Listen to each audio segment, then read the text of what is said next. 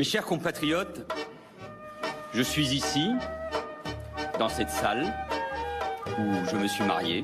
Par ma femme, je suis lié de manière éternelle à la communauté juive et à Israël, quand même. Je suis ici à Évry, dans ma ville, quand même. Celle de ma famille, quand même. De mes enfants, merde, quand même. Ma ville de cœur, une ville intense, attachante. C'est pas ce que je voulais vous dire, mais comme j'ai la parole, je la garde et je manifeste un peu d'habileté. Jeune, populaire, cette ville où on se parle toujours, directement. Belle image de la ville d'Evry. Vous avez quelques blancs? Non, quelques blancs, quelques white, quelques blancos. Avec franchise. Merde, quand même. Cette ville qui est une école de la vie. J'ai appris tellement de mes concitoyens. Alors oui, je suis candidat à la présidence de la République.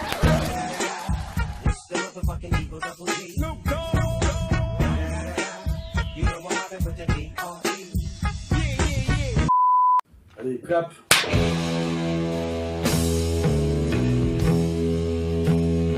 Alain Soral, bonjour. Bonjour.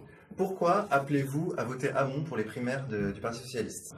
Donc effectivement, j'appelle à voter Hamon. Alors évidemment, on aura tous compris, sauf Hamon, disons qu'il n'a pas compris, je fais semblant de ne pas comprendre. On n'appelle pas à voter Hamon, on appelle à sortir Valls. Donc pour sortir Valls, c'est le deuxième tour de la primaire. Il faut aller à donner un petit coup de pouce, hein, une petite gifle à la bretonne, et aller voter pour Hamon pour être sûr que Valls se dégage. Et il a déclaré sur Radio J, dernièrement, qu'il fallait vous mettre à terre. Oui, alors là, il était encore avec Aziza, son comparse Aziza. Ils sont en tandem depuis, rappelez-vous, que cette allocution incroyable où il était à l'université d'été du Parti Socialiste, et il se permet de me déclarer la guerre à moi et à Dieudonné, en tant qu'homme politique, ce qui est quand même complètement dérisoire et abusé, je dirais. Normalement, on n'est pas le problème numéro 1 de la France, Dieudonné et moi. Monsieur Soral, notamment, qui a inspiré l'extrême droite, qui trouve de bien curieuses liaisons avec d'autres. Je pense à Dieudonné. Cela veut bien dire que le combat n'est pas terminé et que nous allons le poursuivre parce qu'il en va de la République, de la liberté de la presse et de la démocratie. Manu la Tremblote, le raciste petit soldat israélien, c'est pas de moi. Par ma femme, je suis lié de manière éternelle à la communauté juive et à Israël, quand même. Merde, quand même. Pas moi qui... Voter Hamon, c'est voter à terme pour les réseaux au pouvoir, certes. Mais aujourd'hui, c'est aussi jouer la carte du tout sauf Valls. C'est une carte qui est intéressante dans le jeu, parce qu'il faut quand même continuer à s'amuser. J'encourage donc tous les gens qui me suivent sur Internet à se mobiliser en allant voter contre Manuel Valls, en allant donc glisser le bulletin Hamon. Voter Hamon, c'est important pour que Valls dégage. C'est quand même, ça nous fera du bien à tous. L'appel est lancé. Alain Soral, merci beaucoup. Je vous en prie. Allez voter dimanche. Hamon, évidemment, on s'en fout d'Hamon. Il n'a pas beaucoup d'avenir.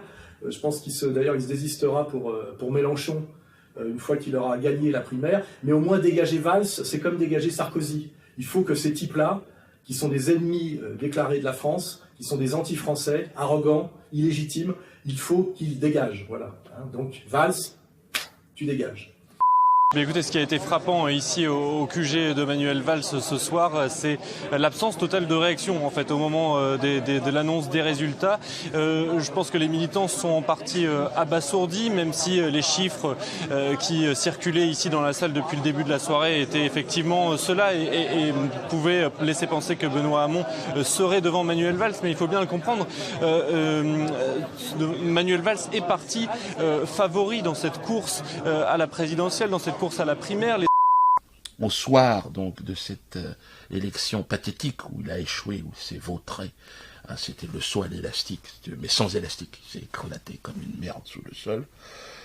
Le menton fébrile, la gorge serrée, on l'a vu notre Manu, un peu dans un style morveux, qui chiale dans les jupons de sa mère. On l'a vu, il nous parle de sa femme, il nous parle... Pauvre petite chatte, j'avais envie de chialer, tiens. Tu vas t'en prendre plein la gueule, Manu.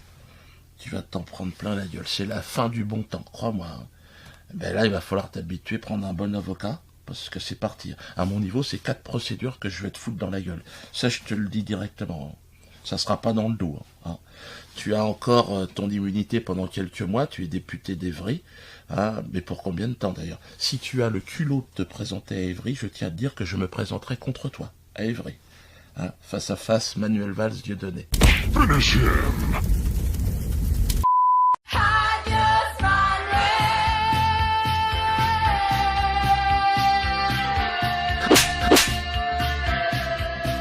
143 milliards d'euros. Mais j'assume aussi la réduction de la dépense. Avec une croissance qui est à 1,3 alors qu'ailleurs en Europe elle est beaucoup plus élevée. Non. Avec un chômage qui est à 555 000 chômeurs de plus en 5 ans. Et alors ça empêche d'être candidat? Je suis candidat à la présidence de la République. Vous avez fait 49 fois, 6 fois, et maintenant vous oubliez ce que vous avez fait. Vous parlez tout le temps de rassembler. Eh ben rassembler, non. Le front serré, la mâchoire serrée.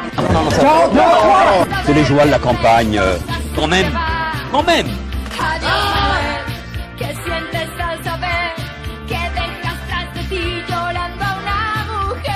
Merde, quand même.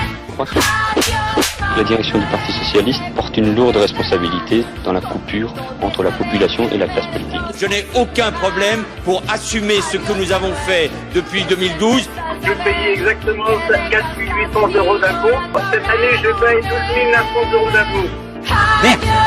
Je suis candidat à la présidence, quand même, de la République. C'était pour te dire, Manu, je sais pas si tu trouves ça normal ou pas, mais moi je pense que la claque, en fait, on est 66 millions à vouloir se la mettre, quoi. Enfin, c'était juste trop bon, sans déconner, quoi.